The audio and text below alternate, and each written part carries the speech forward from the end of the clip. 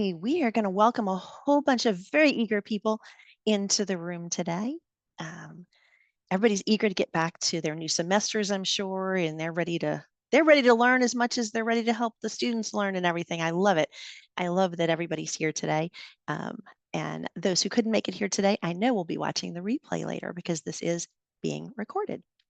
So welcome, welcome, welcome. I think I got everybody smooshed in the door pretty quickly there, y'all. We're very efficient getting in the room. I always picture people like kind of all diving in the room at the same time. Makes a fun image for me anyway. So, all right, welcome. For those of you who have not been here before, I want to welcome you to the USDLA Free Friday webinar series. I'm Valerie. I am the past president at USDLA and current board member, and I don't know. I think I called myself the magical support unicorn the other day. I don't know. I come up with new titles every week. I think we should all do that because, we should show off our special talents. So that's mine for today. So welcome. I am not going to take up very much of your time because you did not come to hear me. You came to hear the amazing Dr. Rebecca Blankenship, who will be sharing just amazing. I forgot how she referred to the thoughts, but she's going to have some she's going to like let you into her mind a little bit and her thought process about some of these topics that are just spinning around us right now. So I'm going to turn it over to her in just one moment. But I do want to also mention, I like to just show off on people and shine a little flashlight on them.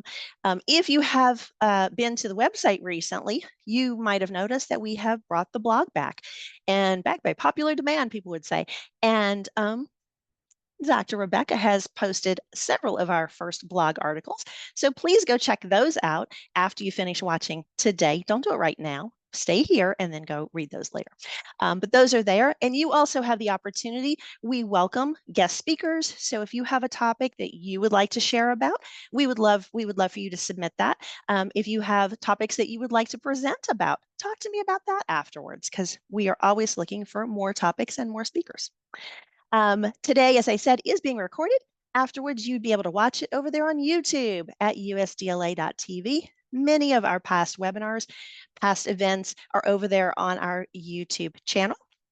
Some of them, however, are members only. And so today's session, like many of our events, are available to you free of charge, thanks to member support, as well as some of our partners and sponsors that we'll talk about in just a second. But if you're not already a member, please consider joining us. And we have a 60-day trial membership, so you can hop in there. You could do a whole lot of learning in those 60 days. You could just go into the archive and watch a ton of, I don't know how many videos are in there right now. I should probably find out. But you can go and just get a lot of value out of it. And then hopefully you'll decide to join us. Couple of dates I'd like for you to put on your calendar that are coming up. We will have some webinars coming up in the Fridays between now and November, but please mark November 3rd through 7th on your calendar. That's our annual National Distance Learning Week. It's an entire week full of free content. There'll be 2 to 3 sessions per day across a whole host of topics. You'll get some more details about that in the coming weeks. The team is actively in there scheduling right as we speak. Also in January of 2026, I can't believe we're talking about 2026 already, but here we go. January of 2026, Public Policy Week is the 20th through the 22nd. So please make note of that. Also add to your calendar. Next June, we just announced today, we will be in Cleveland, Ohio, near the Rock and Roll Hall of Fame. So please save the date for the national conference. The call for awards and the call for speakers will be opening very soon in the next few weeks or so. So watch the newsletter and stay tuned for more information about all of that. Or of course, you can always ask me or any other person here at USDLA. We'd be happy to help you. Finally, as I mentioned, membership participation matters. I love that you're here today. If you are already a member, hey, hop in the chat and say hi and let us know that you're a member. If you're not, as I said, it's a great time to join and learn more about membership at the website. And finally, have to give a huge shout out. Again, none of this would be possible without our very generous sponsors and partners. And so we have those on the screen, our platinum, gold, and silver sponsors. If you see someone on there you're not familiar with particularly, please go check them out, find out what they do. Our sponsors and partners, full range of products, services, everything you can think of that would have to do with assisting with distance and digital learning. So these are our gold, as I said, platinum, gold, and silver sponsors. And then we have a whole host of other bronze sponsors, exhibitors, and friends, and they're all equally beloved by all of us because they help us to help you and all of the people out there. So without further ado, I'm going to stop sharing. I'm going to make sure we've got everybody smushed in the door. We had a few more people just sneak in there, I saw. So we got those people in here. And I'm going to turn things over. And I want to just a huge thank you to Dr. Rebecca Blankenship for being here with us today. And I will tell you, please hop in the chat. I know she's going to want to be engaging with you, and you'll have some opportunities later in the session to even unmute and ask your questions verbally. So stay tuned for that. Dr. Rebecca, over to you. Thank you, Valerie. Good afternoon, everyone. And it is my pleasure to present to you today and really have a conversation. I want it to be more conversational than it really is me just presenting a one-sided presentation. I want us to have a conversation and not just have a conversation, but it's just kind of, it's the old high school teacher in me coming out. I'm going to make you work a little bit in today's session, if you don't mind. And so what we're going to be talking about today is a very relevant topic, and it's very timely given the amount of focus that we have had, particularly the past 2 years, on implementing AI modalities in our traditional educational spaces. And I think from just an introductory perspective, I think one of the reasons that this has, and I've been doing a lot of research about this and a lot of writing about it in the past couple of years. I think one of the reasons that this has really been laid heavy on my mind is because when I was at the end of my career as a high school teacher before I entered higher education, that's when smartphones were really starting to take off. And it was a battle. And I just kind of left at the end when it was really, when Apple was really doing some amazing things and we were starting to see more things with Android operating systems. And so just hearing secondhand from my colleagues that are still in the classroom, the battle is ongoing.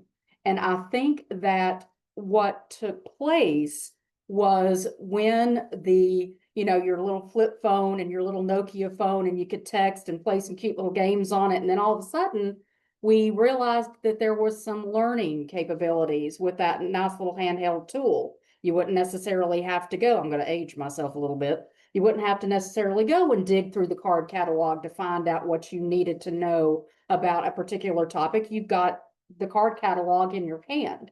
And just all of the amazing search tools that we have with different websites like Wikipedia. And you can just, we've even turned it into a verb. Just go Google it. Just Google something. And that was not even in our lexicon, 20 years ago. That was not a thing that we would typically say. And the reason that I bring that up is because once we realized that that little handheld device was so powerful, it could be such a potentially transformational tool that teachers could use to really enhance their pedagogic practices, we kind of took a little bit of a heuristic approach to it, meaning that we were rushed to adopt it. This is the latest thing. Let's get it in there without really stopping and putting the necessary guardrails in place to ensure that when we are introducing a new technology, that we are considering how it's not only affecting teaching, but it's also affecting learning outcomes. You might hear people say today that the introduction of smartphones into classrooms has produced a lot of cognitive laziness.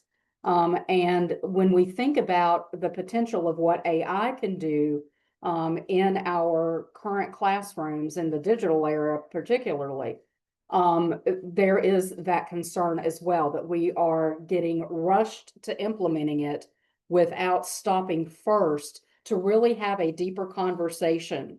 And I think this is particularly relevant to AI. The ethical considerations about using a technology that can in many ways mimic, and in some school districts we are seeing, particularly our marginalized school districts, because it's cost efficient, actually replacing classroom teachers, the human teaching experience. And so what we're going to do today, before I start the presentation, is we're going to look at three different, and I think that's kind of one of the things that we didn't really do with smartphones. We didn't look at a grounded theoretical framework to really inform the best practice application of using that sort of technology in our teaching and learning. And so we're going to look at three of those today. We are going to look at Bronfenbrenner's ecological systems. We are going to look at philosophical hermeneutics, and we're going to look at the TPACK model, which, if you're unfamiliar with that, I'll show you what the acronym for that means in just a moment. So without further ado, I'm going to go ahead and start my lovely little presentation, and then I'm going to put you lovely people to work in the chat. So give me just 1 minute, and I'm going to go ahead and get started. And again, I want to thank you all for coming at the end of the presentation. If you enjoyed this presentation, my name is Dr. Rebecca Blankenship. I'm an associate professor in the College of Education at Florida A&M University. And if you enjoyed this presentation, spread it amongst your friends. If you did not, my name is Sally Smith from FSU across the street. Okay, first of all, I want to really thank Valerie for giving me this opportunity to come and present to you today. And I would also like to thank Pat Casella for really promoting the webinar on our LinkedIn page. So I really appreciate you all taking the time to host me today. So let's just start with some opening questions. So when you hear the term, and just be thinking about this, because this is going to roll into what you're going to be doing in just a moment in the chat. And I'm going to be popping in and out. And so I'll be sharing and stopping sharing because I want to see what you all are putting in the chat. And then I want to give you all the opportunity to chime in as well. Like I said, I don't want this to be a one-sided presentation. I want you all to be able to actively participate as well. So when you hear the term ethical implications of, and when we say generative AI or genAI, I really, that's the buzzword right now, but it really implies all AI that we use in education, whether it's predictable AI or whether it's genAI. So what comes to mind in terms of opportunities that we have to use these in our traditional classrooms? What concerns do you have? Whose responsibility really is it to ensure that we're putting proper protocols in place to make sure that we're using AI as an effective learning tool? And in the broader sense of things, in the broader educational landscape, just with any other educational tool, how do you think that using AI and implementing it so quickly really reshapes the systems that we currently have? And again, think back to how quickly we were to adopt smartphones in our classrooms. And then just going back to Bronfenbrenner, he always reminds us, just very similar to Vygotsky, that learning does not happen in isolation. It is a multi-layered, multi-scaffolded interactive process that occurs between different internal and external systems. And so where do you, keeping these systems in mind, where do you see GenAI having and just AI in general, having the strongest impact? Is it in just the immediate classroom where you have a teacher who has adopted a particular large language model? Say, for example, they're using ChatGPT, they're using Claude, they're using Conmigo. Is it related more to policy? And who's making those policies? Are those policies being made at the school district level? Are they being made at the state level? Or are they being made at the federal level? So who is really responsible for creating the policies that guide how these are implemented in our classrooms? And then we have to think of the cultural aspect of this as well. Because even though, and I think that we tend to forget this, and we definitely forgot it when we were talking about smartphone technology, you have to remember that there is always a human behind that algorithm. So there is, and humans, we know, to some degree or another, for whatever thought process or the other, we are all inherently biased in some way. And so the person who is writing that algorithm, what is their thought process behind that? What is their motivation behind that? And how is that impacting the response that the end user is getting when they put in a prompt for the LLM to respond to? Or do those responsibilities belong somewhere else? Do they belong with tech companies that are creating these products? And so these are things that I want us to have conversation about today. Some additional questions to be thinking about before we do your activities.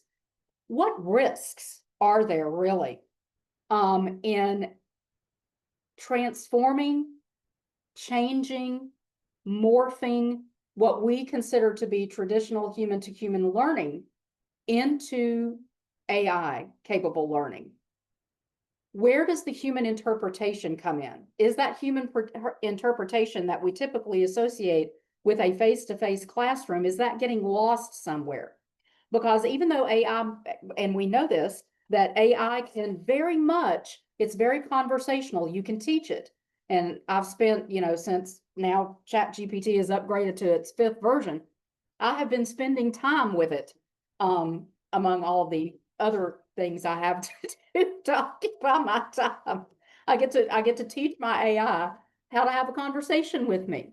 At one point, interestingly enough, it was calling me by a different name and first name, and I was correcting it. And it was like, oh, my apologies. I saw something that you submitted and it had another name, and that was why I was calling you that name. Well, if you were doing this inside of an actual classroom and you were having these challenges, how do you mitigate that in real time with your students?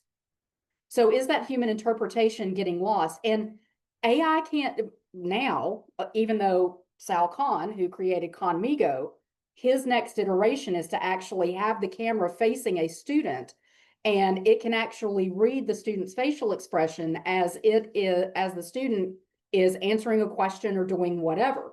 And so we're getting there to where it can actually interpret facial expressions. But that's one of the things that we have to think about is, are we losing that human, and not to be cliche, but are we using that human touch in our classrooms if we completely surrender our teaching to AI?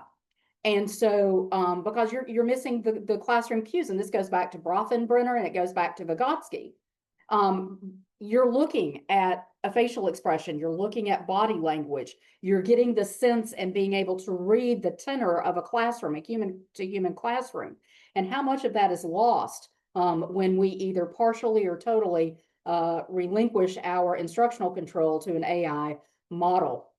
And think about your own use of technology. Have you ever experienced a time when, and I know I have, when I've been using a technology in my classroom and it began to overshadow what my longer term learning goals were for my students?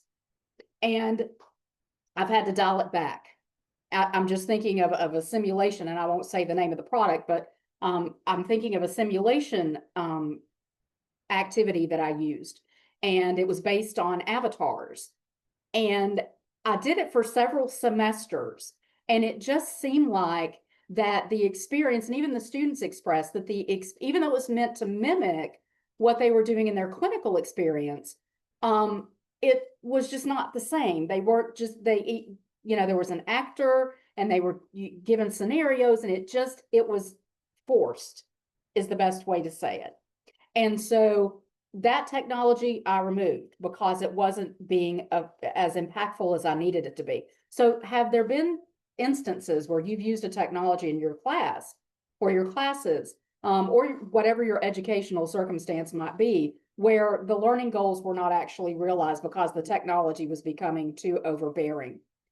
And then I think this is probably the most salient part of the conversation that we have today, is who has the greatest responsibility for ensuring that these products, these technologies are being used ethically in our educational systems.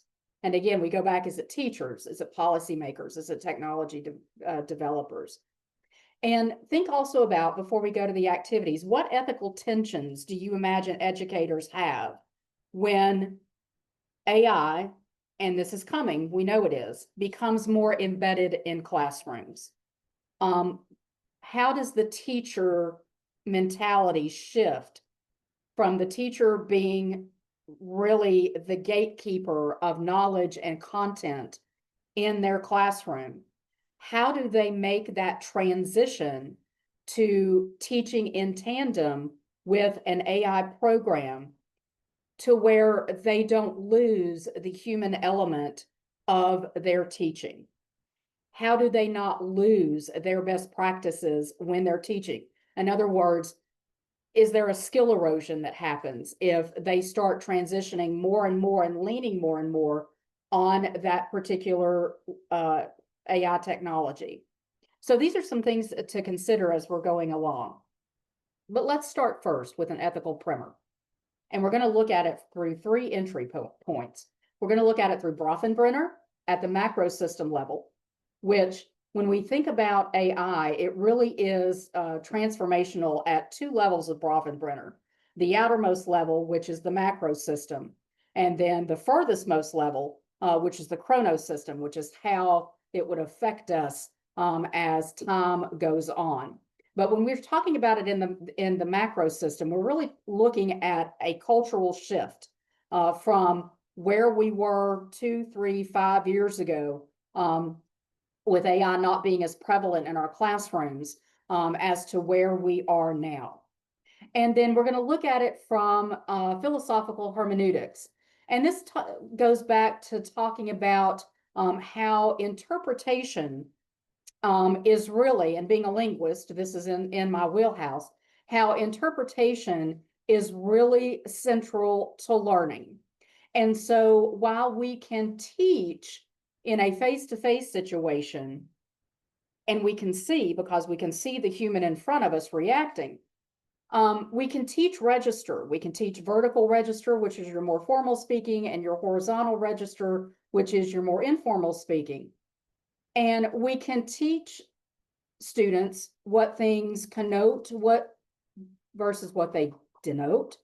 We can talk about this in terms of pragmatics, situational pragmatics.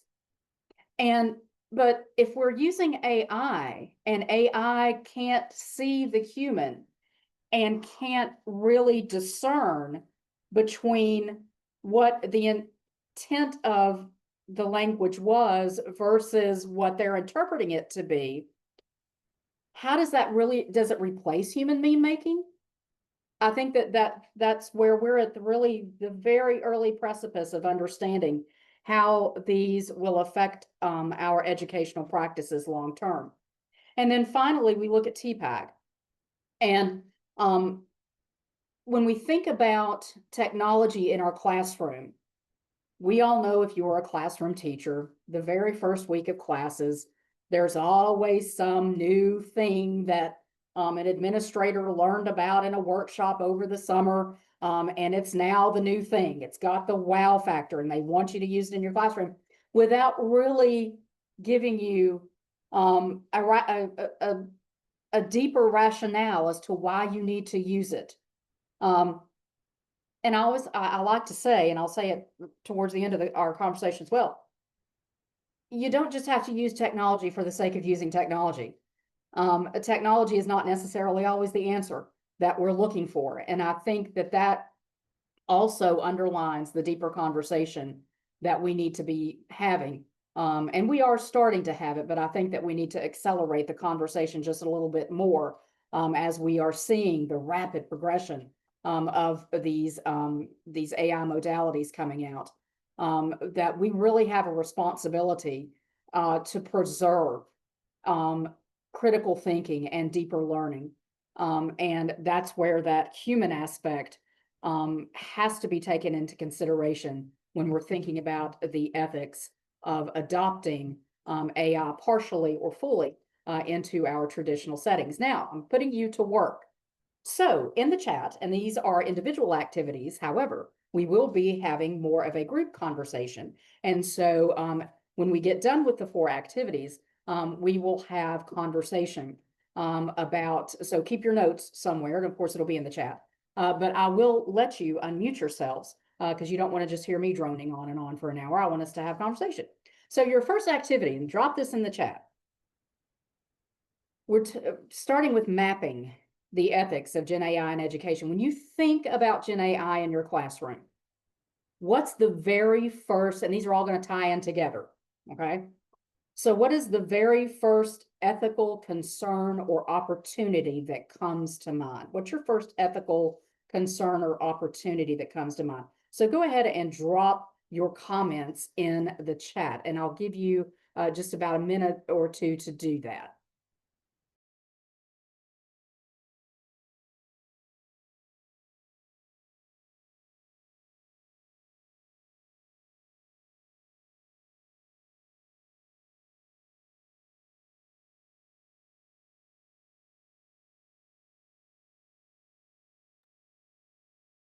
Okay, question number 2. If I can get my slide deck to move. There we go. Okay, so question number 2. Let's talk about ethical concerns inside of nested systems. And this is where we're talking about Bronfenbrenner.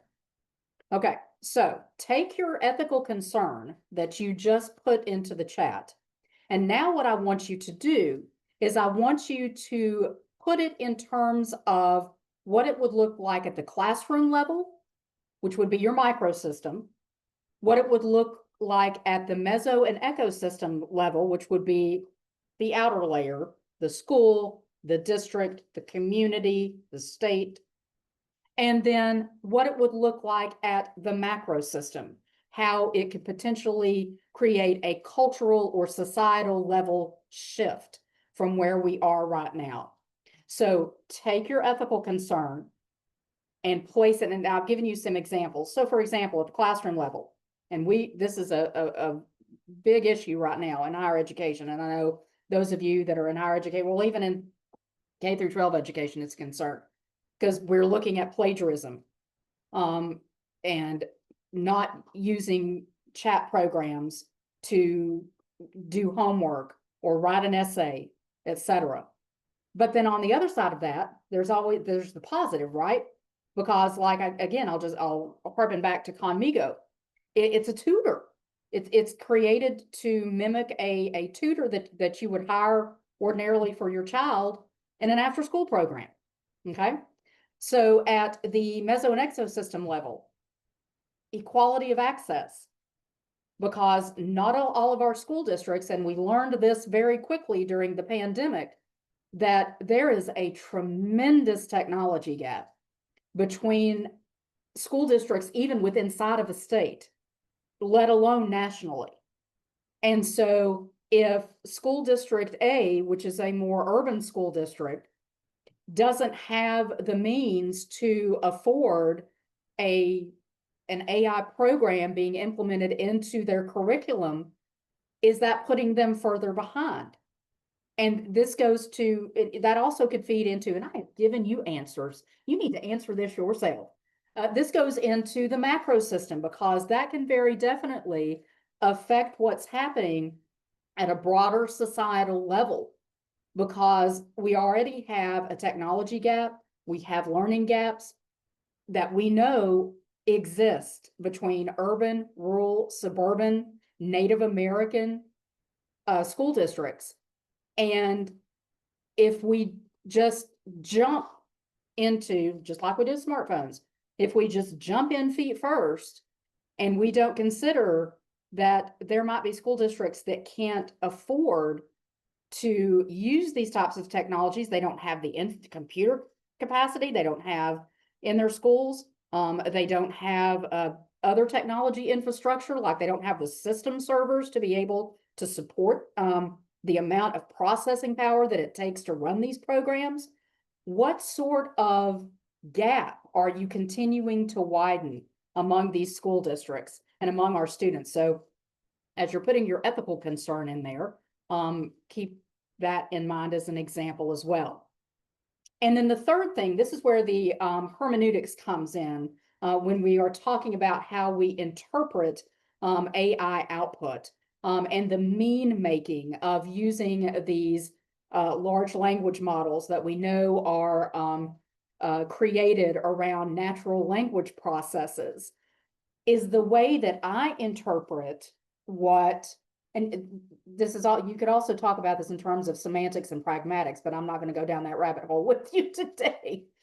But when you're talking about that output, how is the teacher, the educator, how is their mean making of what an LLM comes back with in terms of a response?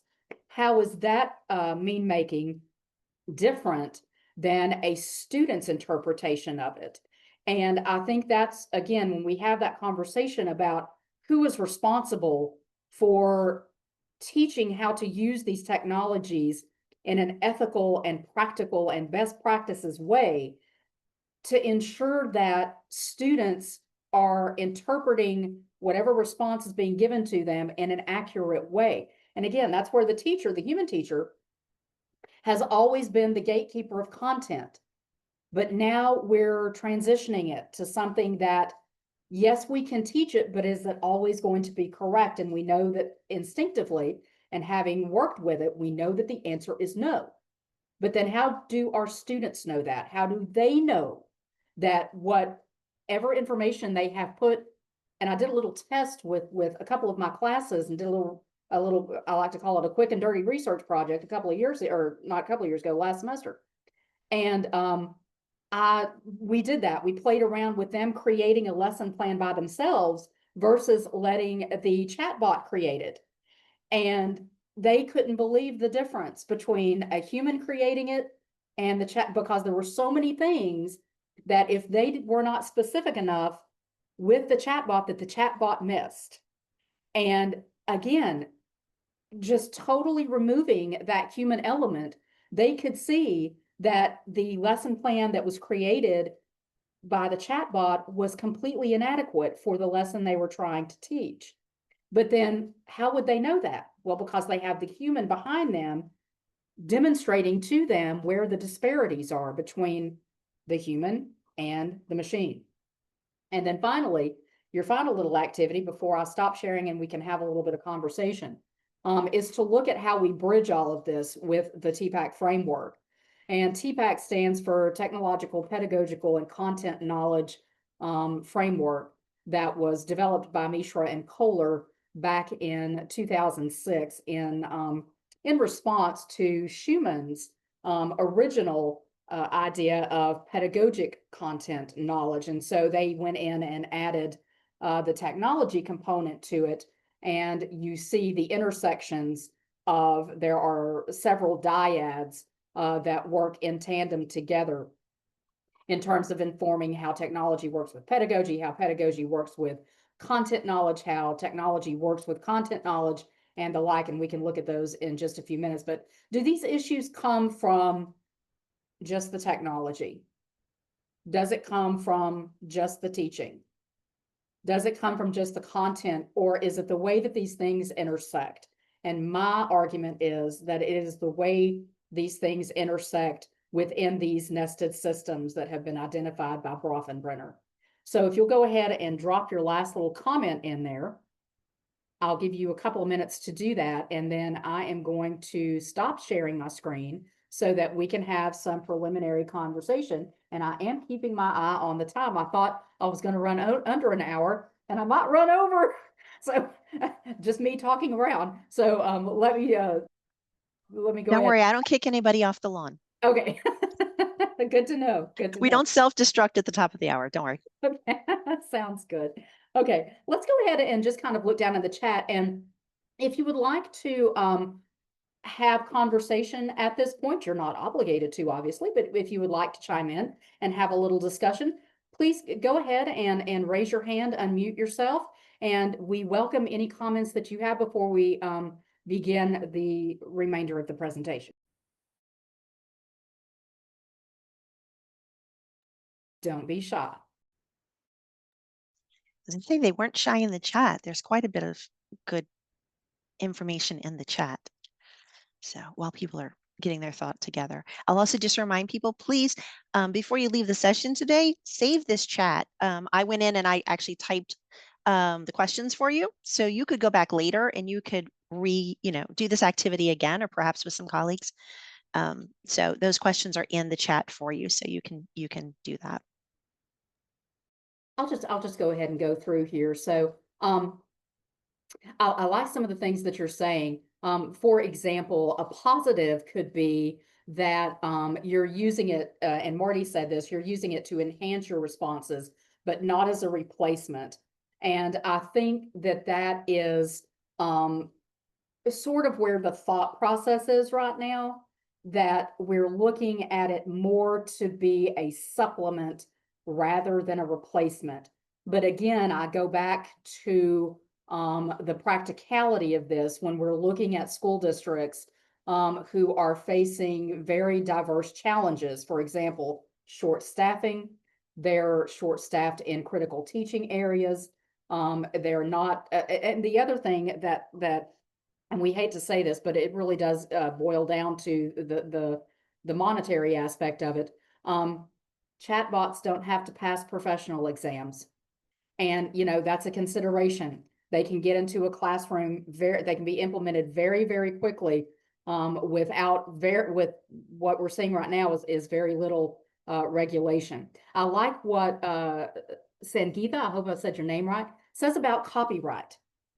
And that is very true, because now, if you, like, for example, if you repost something on a social media account and the owner of the particular music that's being overplayed on a video tags that video, then it flags you on social media as, you have captured my audio without my, well, you didn't do it, you just reposted it. It was just very innocuous. And those are things that a student wouldn't necessarily, oh, well, I just reposted something off of this chatbot, and they didn't understand that that was copyrighted material that could obviously cause a concern. A concern, yes, is in cognitive decline and over-reliance. And again, we're seeing this right now. I just recently saw a report about a school district in Virginia, and I'll forget the name of it, but they are now requiring their students at the beginning of the school day, they all report to one area in the school, and they have these little pouches. They're magnetic pouches, and they have a timer on them. And they put their smartphone in there, they put their earbuds, they put their Apple Watches, and it locks, and they can't unlock it until the end of the day. Because in that school district, and it wasn't just teachers that were saying this, even the students were saying, I'm so distracted by hearing that little ping. When I'm in the middle of working, I just have to see if somebody texted me or somebody posted something on Instagram, that it was resulting in them not progressing through their courses. They weren't passing, basic remedial courses because they're so distracted. First is to offload thinking information to and Jamie said this, they offload the information to the AI, need to grow the learning foundations in their mind. That's exactly right, because it does hurt them later. One of the things we're noticing is that because these technologies are so quick to be able to get a response out of, that the students don't even think about it. They just put it in there. Here's my question, and it gives out an answer. And they don't have deeper thought behind why. And so in class, and I've had this happen, and I know, because when they write their response, I'm like, you didn't write that. And I know you didn't write it because I just put it into the AI bot, and the AI said, well, this was generated, number one. But number two, when you question them, and that's the thing that's concerning to me, is when you question them, they can't give you a rationale as to why they came up with that particular answer. And I agree with the comment that shortages can lead to using genAI without human intervention or oversight. And I think that that's where a big concern is right now with some school districts that are starting to transition that way. It's here faster than we think it is. We thought, and my husband and I were having conversation about this the other day, and he has spent his 45-year career in IT building systems, and he keeps his college. Listen, he's one of these people that keeps things from many, many years ago. And he said, I'm going to go get my college catalog from 1996 and I want to show you something. So he goes and he gets it and he shows it to me. And one of the courses, it was an elective course at the time, was AI technologies in the classroom from 1996. So this has been here. It's just now the technology has caught up to it and it's catching up very, very quickly. And to your point, we're getting, and this is the reason I wanted to have this conversation today, was that we're getting into an area where we've got to have more directed conversation about how we move forward with implementing these into our classroom. Okay, does anybody have any comments before I move back into the presentation?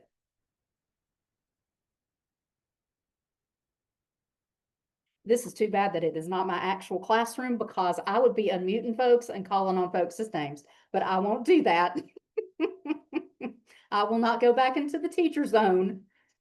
All right, here we go. There we are. Oh, my apologies. Let me go back one slide. Got a little anxious there. Okay, so we haven't been obviously talking about several different things, but I just kind of want to give you an overview of where my thought process was as we progress through this webinar. So we're going to be talking about Bronfenbrenner's ecological nested systems theory, philosophical hermeneutics, and TPACK, and how all of those can interact and harmonize to really create a more solid and more logical foundation in terms of providing an ethos, really, is what we're looking for. We're looking for an ethos around this entire conversation about implementing AI technologies into our traditional systems. And so as we see these being increasingly adopted, we really have to start navigating not only their functionality and practical applications, but we've got to have layered systems of meaning, of accountability, of reliability. And the bottom line is, who is responsible for putting these things into place? And so we're going to consider how these, my apologies again. Okay, we're going to consider how this looks through Bronfenbrenner's lens, and how we can apply it across the different systems, into the immediate microsystem, into the immediate classroom, until, like we talked about, to the macro system, where it's really affecting education in its broader sense. And then we're going to also look at it through an hermeneutic lens in terms of how we interpret what we are doing with these AI technologies, and how learners are interacting, how teachers are interacting, and then framing that within the TPACK model to really provide a more pragmatic structure for, and when I'm working with technology with my teacher candidates, I always tell them this: technology must be used intentionally. Integrating it is one thing, but there must be an intentionality behind using it. You can't just use technology. And I think this is where we're starting to go with AI, and we're doing it too quickly. There has to be intentionality behind what you're doing. You can't just say, go sit with ChatGPT and ask it a few questions and come back and answer your assignment. There has to be intentionality behind why you are using it and why you are integrating it. And really, what is your goal? What is your goal in using it? Just to say that you're using it, that you can check a box off of an evaluation or professional development or whatever it is that you're doing it for. And then I think the overall, and this goes back to the whole ethos of the conversation, what we have to do when we are using these technologies, we have to do it with integrity. So I'm going to slip past that slide because we already had a conversation about that. All right, so let's talk about philosophical hermeneutics in terms of Bronfenbrenner's nested systems. And so to begin, we look at, and if you're not familiar with Bronfenbrenner, he was a Russian-born American psychologist who theorized that understanding human development is really an embedded, complex system of interactions between immediate interactions, which would be your family, your community, your school, to broader interactions within the larger society. And how meaning, and this goes back to hermeneutics, how meaning is co-constructed between the individual and their different learning environments. Again, as we know, learning does not exist in isolation. And so think about it in this way, now that we're moving into this conversation. Think about if you completely surrender a face-to-face human classroom to a generative AI modality, and the only human interaction that students had was either them just sitting in the classroom with other students, or a teacher or administrator that would occasionally come in and check on them. There's no co-construction of meaning, in the sense that they're having conversation, actual conversation with another human being. They're totally co-constructing their meaning with inside of an algorithm. So when they're doing that, how does that affect them long-term cognitively? And how does it affect their ability to interact socially when they're outside of the classroom and all they've done for 8 hours is interact with a machine? And so that's where we really have to look at the deeper philosophical implications of how the experience and the interpretation of our students are necessarily changed when they are just solely interacting, or even partially interacting, with these types of technologies. So when we talk about Bronfenbrenner, we talk about the microsystem, which of course we said was the immediate sphere of meaning. And then from a hermeneutic standpoint, these are what we consider to be your lived experiences. The next layer would be the mesosystem, and this would be our interconnected network of interpreted connections. And when we think about it through an hermeneutic insight, this is how we think about the interplay of meanings across different contexts. So as opposed to it just being mean making between 2 people or 3 people or a group of people, now we're looking at what does that meaning look like across if they're outside of the classroom, if they're at their working their part-time after school job. What does that mean in terms of taking what they've learned inside of this type of system and applying it to real world contexts? And then we look at the exosystem, and these are the indirect but felt contexts that we look at when our students are interpreting what they're learning through indirect influences. And we could also consider AI in a way to be indirect, because if they're not using it as a primary learning tool and they're just using it as a tutor, or they're using it to answer simple questions, that's really kind of indirectly influencing them, and how they interpret that in their understanding of the broader world and the self. When we look at the macro system, that's when we talk about how does this really affect the broader change in our society, in our culture, and how those interpretations create or don't create coherence among localized meanings at the microsystem level. So when we are using these technologies, we are really having to look long distance. We're having to look at what happens in the chronosystem. So how is this going to inevitably change our temporal and historic dimensions of traditional teaching and learning? And so we go back to what Bronfenbrenner and we go back to what Vygotsky said, that in terms of an hermeneutic perspective, we have to understand that what we have going on right now is not only ethically dynamic, but it is also dynamic in terms of its pathology in terms of how it's being implemented long term. And so when we wrap up what we're considering with Bronfenbrenner, we have to really view this through the interpretive spaces where we're co-constructing meaning among all participants, whether they are completely virtual, whether they're hybrid, or whether they are face-to-face.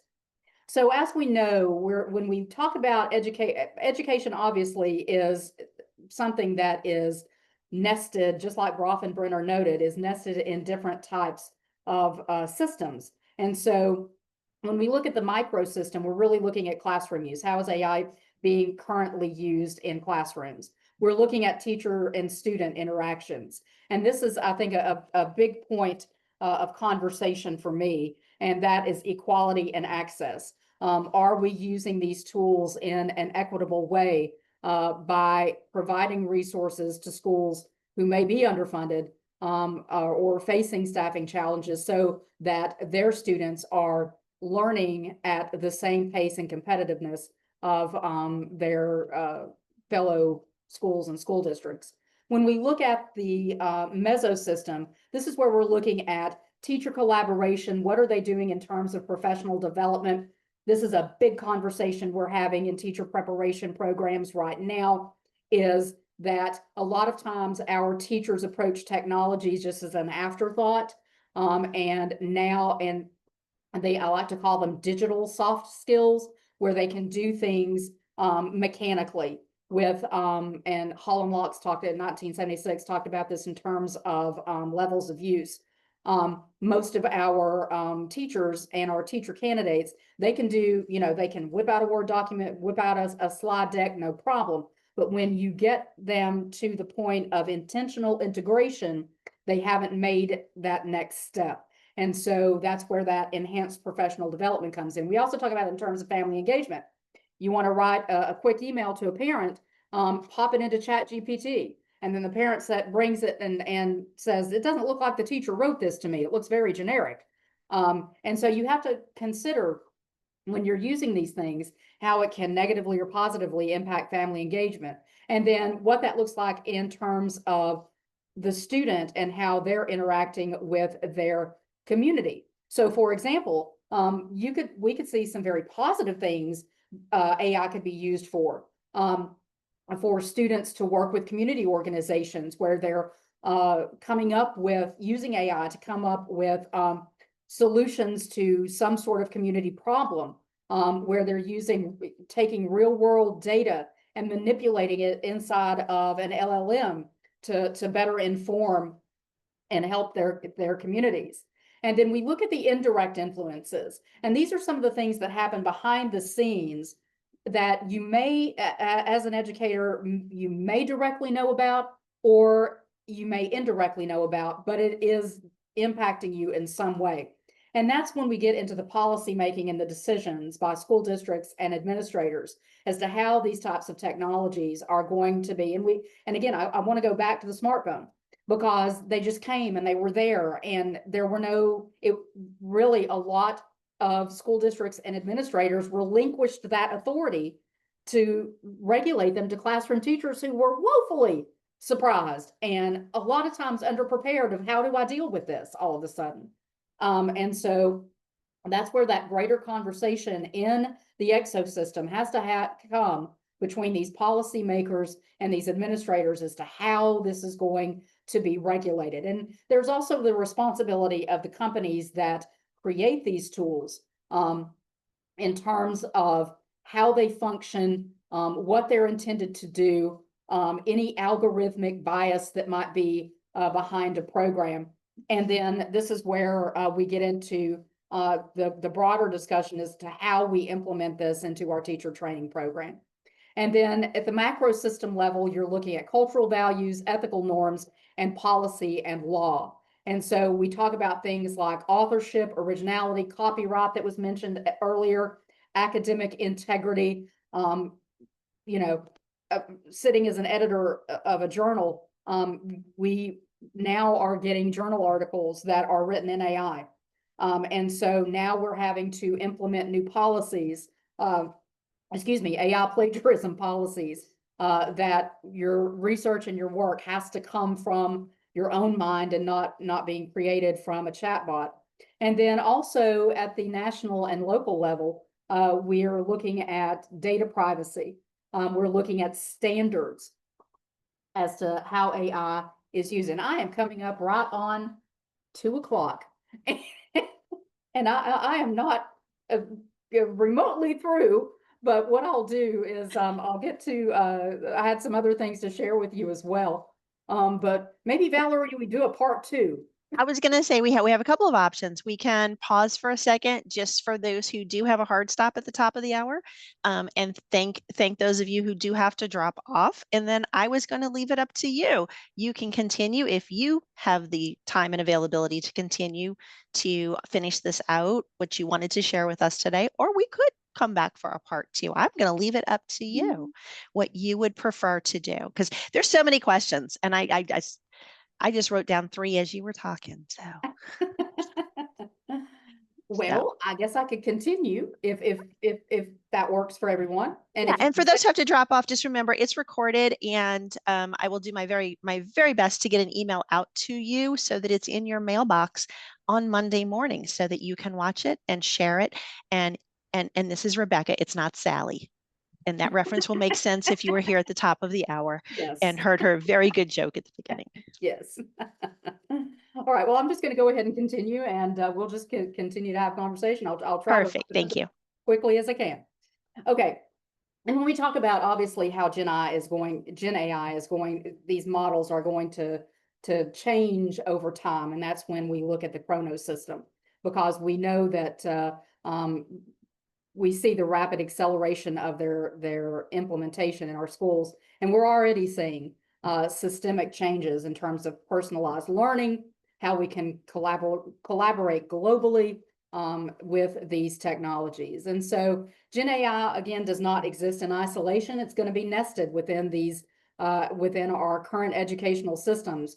And it's just what we as stakeholders do to really look at the institutional choices that we're making when we implement them into the system. And this is just a little graphic to give you an idea of what that looks like in terms of how you have a system and the ethical consideration to apply to it, and then how you can use that in terms of applying it to GenAI.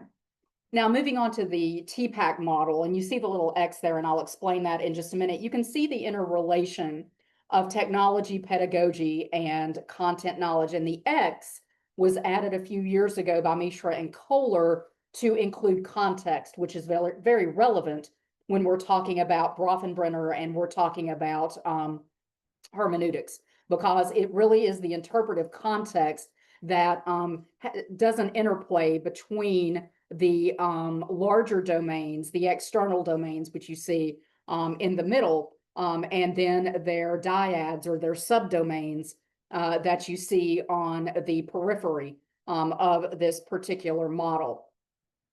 And so, oh, and Valerie, I have a question. Can you share this PowerPoint with them? Because I would love for them to have it to be able to go back and see some of the charts that I have here that. Absolutely. Okay, Yes. great. Yes. If you just send it over to me, I will make sure they have access to it. Okay, great. Because I didn't want to linger over these data sets that I have where we're talking about how each one of the systems looks at equality, equity of access, and then how that speaks to the TPACK model. So I didn't want to linger over those. But you can see these different TPACK domains and what the ethical focus should be within each side of those domains.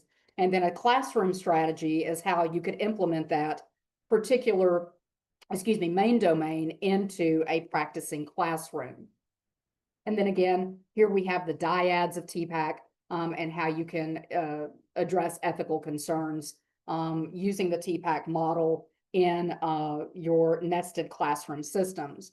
And so just to kind of wrap up this portion, by really mapping TPACK and implementing it as, I would say, the foundational framework for moving this conversation forward, you can see how teachers can use this type of model. And that's, I think, where my conversation is really focused, is there has to be some sort of model. There has to be a framework that is the start of how we implement AI, genAI, predictive AI into our classroom. Again, it has to be with intentionality. It can't just be something to use just because it's the new shiny toy and everybody wants to use it in their classroom.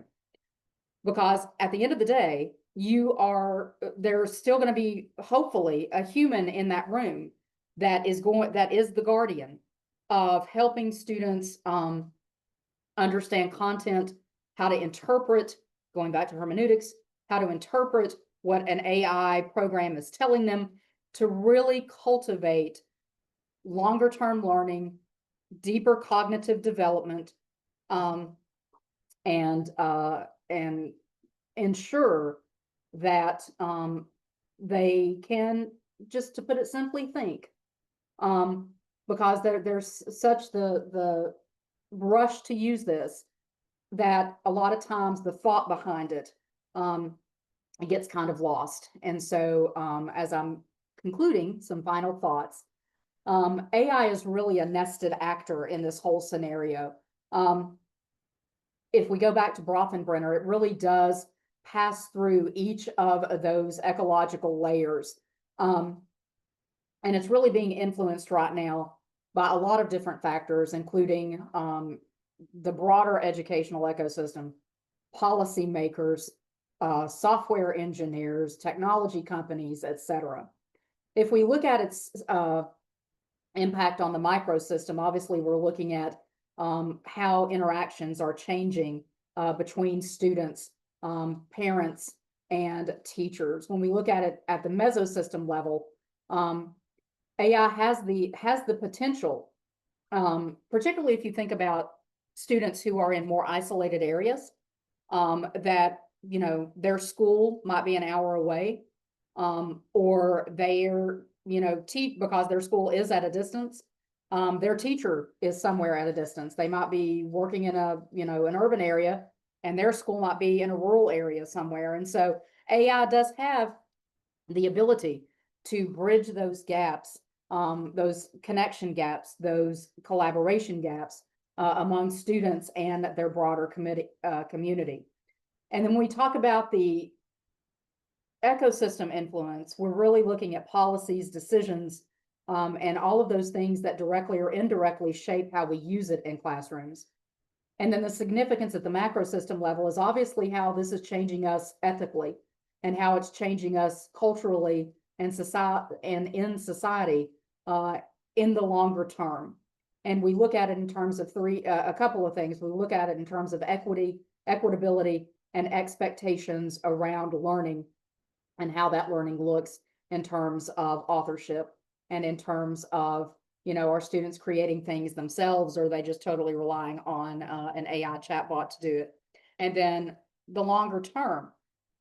So we've got to start having conversations about cognitive development, and how this is affecting long-term the intellectual development, the cognitive development, the social development of our students. And then there's also just the overall, which was the premise we started with, an ethical primer, right? Is the ethical integration. Who's responsible? Who pays attention to these things? Who puts the guardrails in place to ensure that students can critically reason, and that there is equitable access across all of the systems to the AI. And finally, we look at this from a dynamic, multi-layered perspective. And that goes back to Bronfenbrenner, and that goes back to TPACK, and that goes back to your hermeneutic interpretation. That implementing AI into our traditional processes has to be intentional, and it has to be we have to approach it using a very holistic lens, so to ensure that these AI enhanced or AI transitional or complete AI experiences are, we need to ensure they're inclusive, that they are ethically balanced, and they are informed by the developmental stages that we have all agreed on as educators occur as humans develop. And I'll leave you with one last question as we conclude today's webinar. What do you think, based on the conversation that we had today, and I'll leave you with this takeaway, what is the future really of human-to-human teaching in the digital age? It's not going away. We know that it's here, but where will the humans fit in? And again, this goes back to the deeper ethical conversation that we need to start having, and having very quickly as educational stakeholders.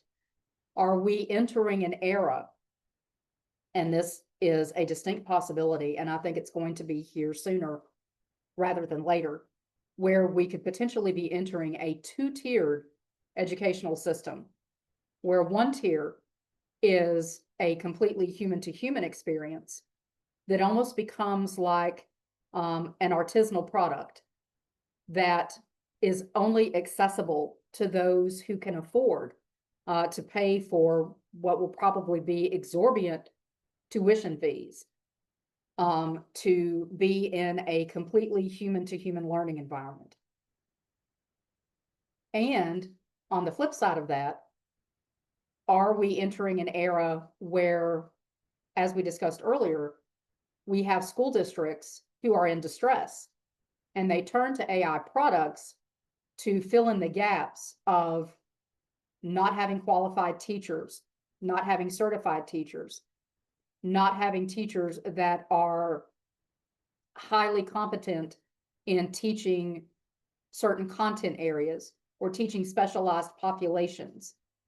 And their classrooms have now devolved into just being completely using a virtual teacher for 8 hours a day with little to no human contact, because they can't access the more artisanal, moving that direction, human-to-human teacher in a face-to-face or even an online classroom scenario through Zoom or what have you. And so that concludes my presentation. Thank you, Valerie, for allowing me the extra time to finish that up. And I'll be happy to take any questions that you find people might have for me. Awesome. Awesome. Well, I think you're definitely going to have to come back for a part 2, but that's the first part of the conversation.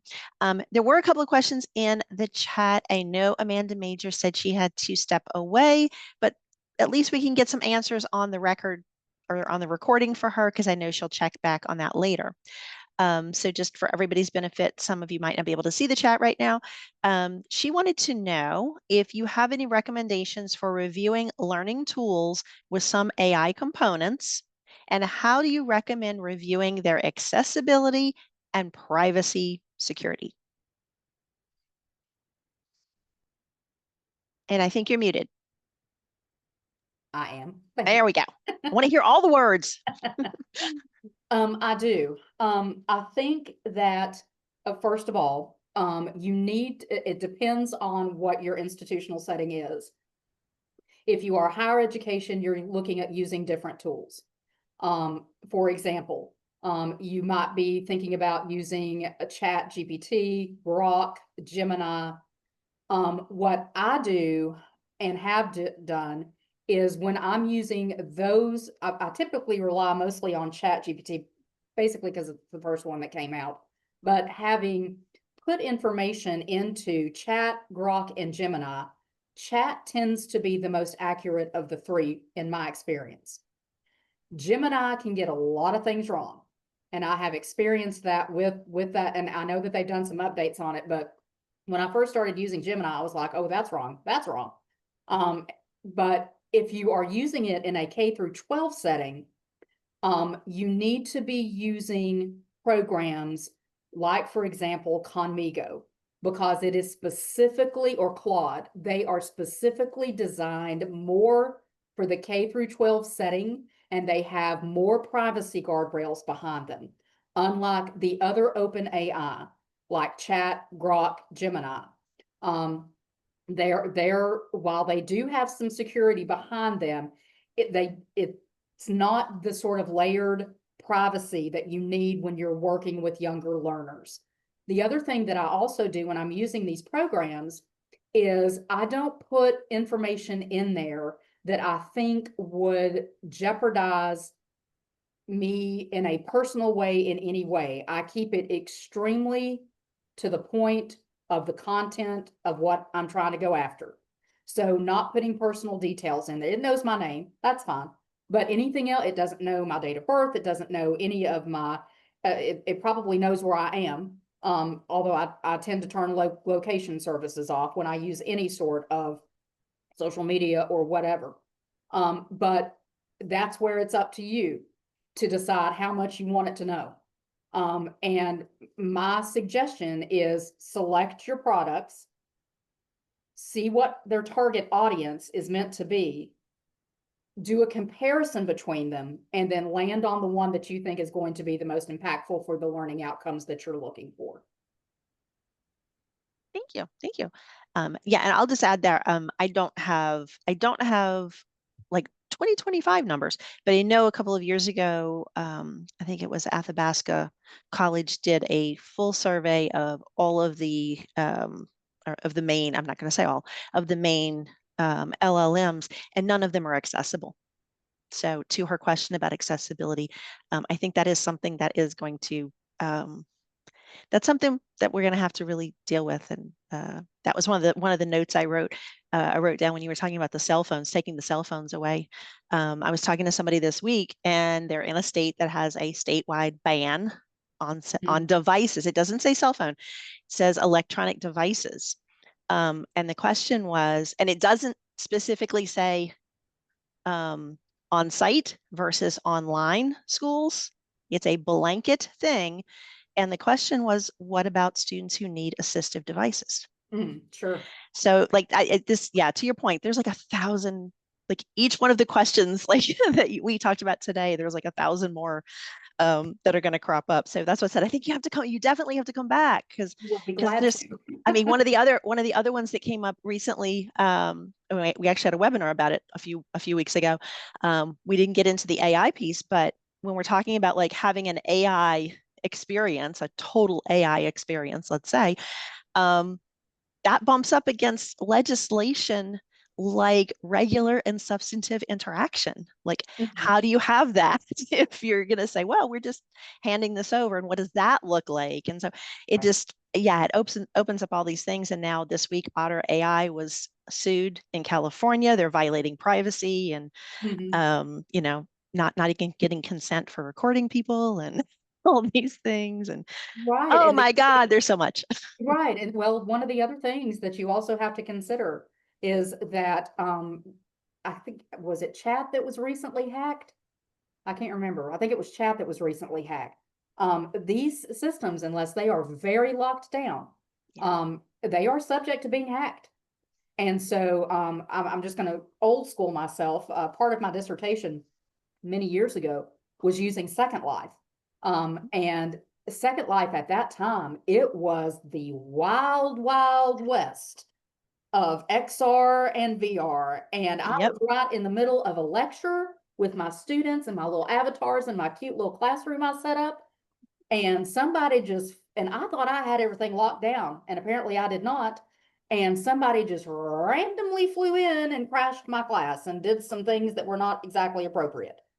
And so you have to consider that you could, even though we can lock Zoom when we're in meetings, that you give them a passcode. I was last fall, I'll give another example. I was in the middle of one of my lectures and somebody popped up that was not even a student on our campus. Right. And, and I immediately sent it to IT security and said, this person just ran, and I've got passcodes and I've got permission to enter. I've got all this stuff. Yeah. And they said, yeah, we're having a problem right now. Somebody has hacked into our side of Zoom. Right. Just popping in and out of people's classes. And so, and I think, and they're constantly updating all these systems. I mean, all of them are trying to constantly update and outdo each other. And every time they do that, the new settings open up new loopholes They sure do. They sure do. Of and whatever. And so, but anyway, but I want to thank you so much because course, you took precious time out of your day to be with us, and I really appreciate it. my And I pleasure. appreciate everybody who was here live and is watching in the future, because I always thank the virtual viewers, because they're just as important to me. Because not everybody could be here live today. That's okay. But thank you. Thank you, Dr. Rebecca. And you are Pleasure. always welcome to come back into the USDLA Clubhouse and talk to us about whatever you want to talk about. You've always Absolutely. brought something interesting. So but anyway, so thank you for being here, and thank everybody else. And stay tuned, watch the newsletter. We have some more webinars coming up soon, and reach out, say hi, talk to Thank me. you Let me know all. what y'all want to hear about in the future, because that's how I schedule these things. So anyway, have a great weekend, everybody. Bye.